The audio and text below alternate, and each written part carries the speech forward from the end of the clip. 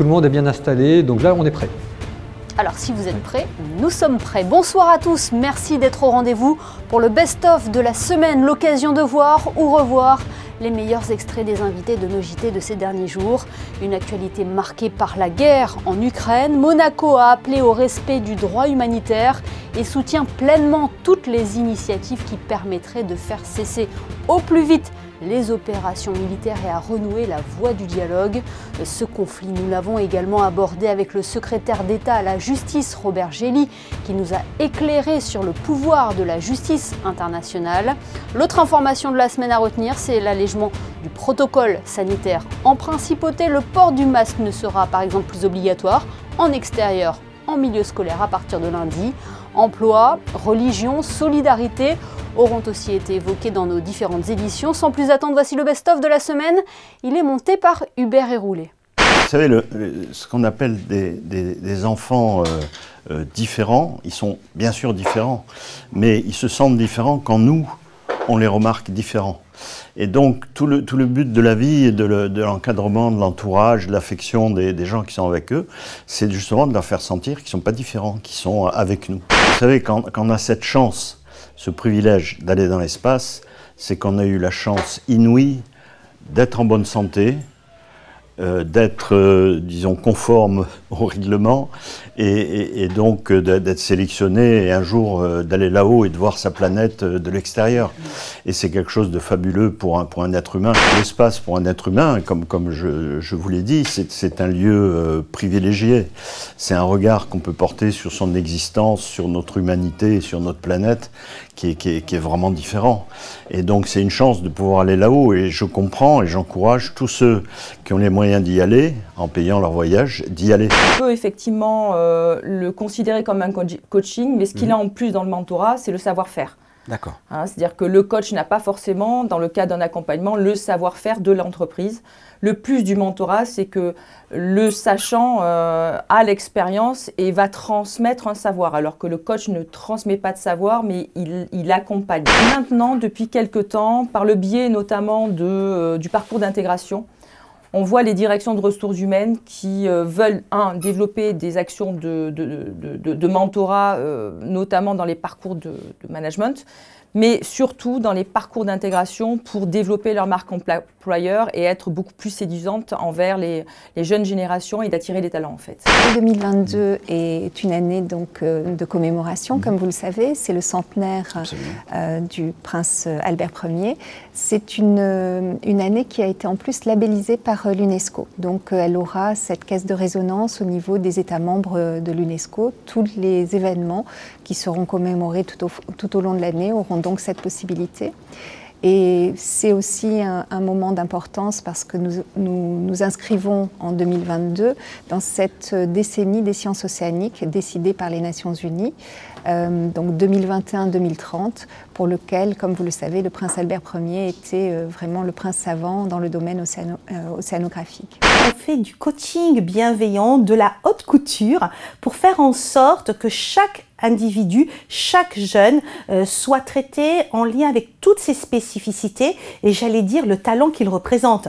Parce que c'est vrai qu'ils ont des parcours très variés, des parcours parfois un petit peu atypiques et le luxe que nous avons ici à Monaco, c'est véritablement de les accompagner et de faire en sorte qu'ils puissent s'insérer avec tout le succès qu'ils méritent. La justice internationale n'a pas vocation à intervenir à ce stade, disons, et je pense que ce n'est pas le sujet aujourd'hui le plus important. Le sujet le plus important, c'est effectivement que les gouvernements, les États et que l'Organisation des Nations Unies prennent les mesures ou les dispositions ou engagent toutes les discussions possibles et imaginables. Mais la justice n'a pas à intervenir à ce stade. Il nous a semblé important de donner un signal fort qui est celui de la levée du masque en cours de récréation, en restant encore prudent et en surveillant pour analyser la situation. Et comme on le dit très souvent, le gouvernement ne s'interdit pas, il se réserve toujours la possibilité, bien évidemment, en fonction de l'évolution et de la surveillance que l'on a en permanence de la situation, de faire évoluer les mesures dans un sens ou dans l'autre. Nous avions introduit l'obligation pour les personnels des services essentiels à la principauté, une obligation de présenter le pass sanitaire. Cette obligation qui était en vigueur jusqu'au 28 février n'est pas reconduite. Donc cette obligation est levée à compter de ce lundi pour l'ensemble des personnels qui travaillent pour les services essentiels dans les différentes structures. Le pass était en revanche maintenu dans les restaurants, dans les établissements recevant du public, qui, eux, exigent la présentation du pass pour la clientèle et de la même manière pour les personnels travaillant dans ces établissements. Carême, comme l'indique son nom, carême, ça vient de quadragésima, ça 40, ça dure 40 jours. Alors le carême, à l'origine, c'est à partir du IVe siècle. Les chrétiens ont voulu vraiment imiter Jésus dans sa vie un peu plus. Et dans la vie de Jésus, il y a un passage célèbre où Jésus part au désert pendant 40 jours. 40 jours où il va être d'ailleurs tenté par le démon, c'est un passage très surprenant dans les évangiles. Alors en souvenir de ces 40 jours au désert, les chrétiens ont voulu vivre aussi 40 jours un peu de pénitence, un temps où ils prennent plus de temps pour Dieu, pour faire des efforts pour aller vers Dieu. Et on a placé cette période-là très tôt dans la vie de l'Église, avant la fête de Pâques. Donc le carême commence 40 jours avant Pâques, en décomptant les dimanches, parce que le dimanche, on ne fait pas carême, on célèbre la résurrection du Seigneur tous les dimanches. Mais ce temps-là nous prépare à la fête de Pâques. Alors, il commence par le mercredi des cendres, et donc il se termine avec la Semaine Sainte, le Triduum Pascal et la fête de Pâques. Le succès a été fulgurant. Ce que je veux dire par là, c'est que quand vous comparez ça à un vrai youtubeur, entre guillemets, comme Squeezie, etc., bon, on se calme, hein, il y a quand même encore 1 ou 2 zéros d'écart. Mais pour un prêtre, c'est assez inattendu et inhabituel d'avoir, quand je fais une vidéo, d'avoir 10 000, 20 000, parfois 30, 40 000 personnes qui me regardent. C'est assez inhabituel. Donc non, je ne m'y attendais pas.